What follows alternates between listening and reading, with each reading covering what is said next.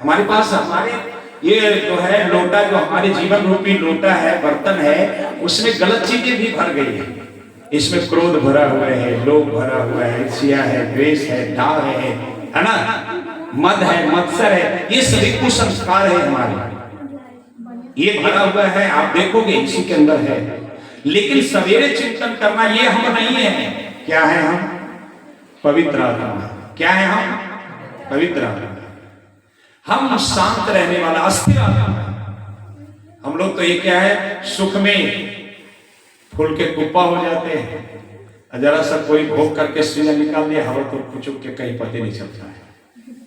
मन में भाव जगा, अरे हम तो गुरु जी का कार्य कर देंगे, ऐसा कर देंगे, लेकिन कोई रास्ता में कुछ कर दिया, दिन भर गए, खाना को नहीं खा दिया, वो पूछा, अरे ये सब हमसे नहीं होगा, वो हो गया, खाए में पूछा। यही है ना हम लोग का।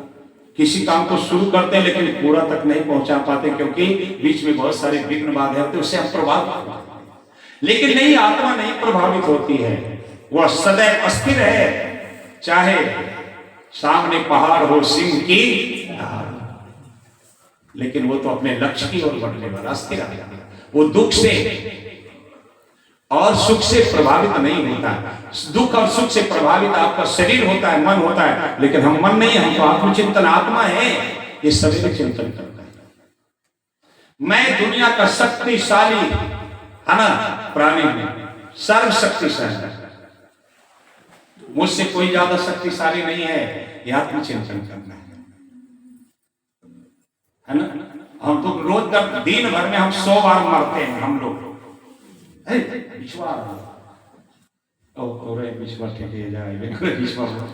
ना। अब बिछुआ वाला आता है तो कान के है, आपने बचोगे, आपने बचो, बिछुआ का कारण आपने बचोगे, आपने बचो, डॉक्टर साहब यही कहता है, रोज मर रहे हैं। लेकिन वो कहता है नहीं है, कौन है जो मुझे मार सकता है? न मुझे अग्नि जला सकती है, न पानी, न हवा, मैं तो शाश्वत आत्मा हूं, कल भी था, आज भी हूं और कल भी होगा। ये चिंतन सवेरे करना है। ये है आत्मबल, ये है मनोबल।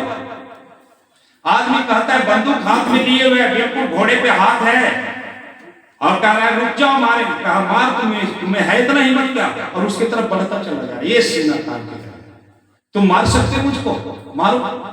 शायद ये बढ़ता जा रहा है, तुम डर रहा है, वो बढ़ रहा है, ये बंदूक है उसके हाथ में, लेकिन डर उसको होता है, बंदूक हाथ लगता है कि गिर जाता है।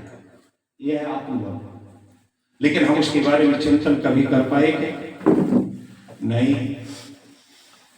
आत्मा देने वाले का नाम है। आत्मा देता है, लेता। आज हम दिन रात लेने के लिए हाथ फैलाए हुए, दिन रात लेने के लिए लड़ाई कर रहे हैं, धक्का धोकी कर रहे हैं। जीवन अशांत रहेगा कि शांति आएगी जीवन में? इसलिए गुरुदेव ने कहा बेटा सवेरे आत्मचिंतन करो। लेकिन इतने यहां छाती पे हाथ रख करके पूछा जाए तो आपकी छाती धड़कने लग जाएगी। शायद लेकिन तो करते धड़के।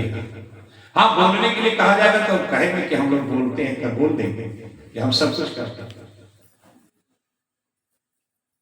वो आत्मा क्या है? प्रेम करने का नाम है।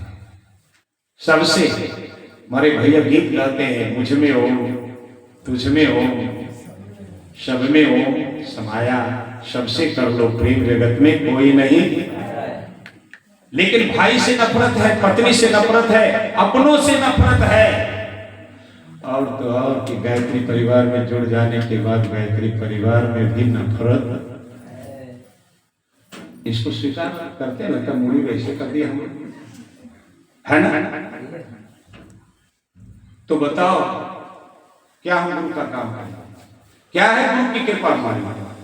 अभी तक हम नफरत सामने वालों से कर रहे हैं, है ना।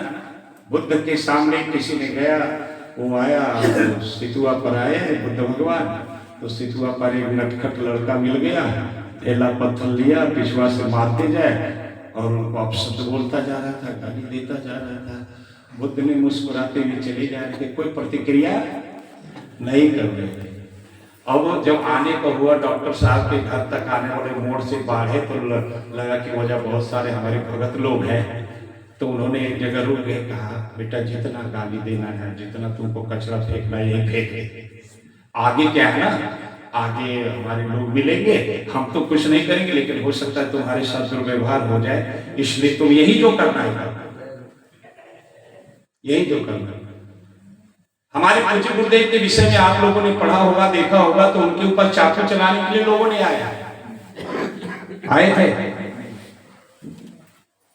इसको देखें, चाकू चलाने के लिए आया, उनके रूम में चला गया, वो दाहिने हाथ से लिख रहे थे, चाकू चलाने की बात आई तो लगा कि कौन हाथ उठेगा, रोकना होगा तो कौन उठेगा, दाहिना कि बायां, लेकिन उन्होंने दाहिने में कलम रखे बाएं हाथ को उठाया, क्योंकि अगर घायल दाहिना हो जाएगा तो जो जिस उद्देश्य से हम लेखनी का कार्य हमारा रुक जाएगा, इसलिए बायां हाथ से बात थमा था। आप लोग सभी जानते हो, पढ़े होंगे, देखिए उसकी गहराई में जाएंगे तो कहीं से कुछ लेना नहीं है, आपको अपनी जगह से देवता चल जाएगा। और उन्होंने बात को झेला, हाथ से लहूलुहान हो गए, और जब उन्होंने पूरा छटपटा के भी ज्यादा कुछ नहीं कर पाया तो उसको लगा भागना है, क्योंकि मारने वाला तो थोड़े देर में मार के भागने का होता है ना, नहीं तो और जब भागने की स्थिति आया तो कहा बेटा जल्दी से तुम निकल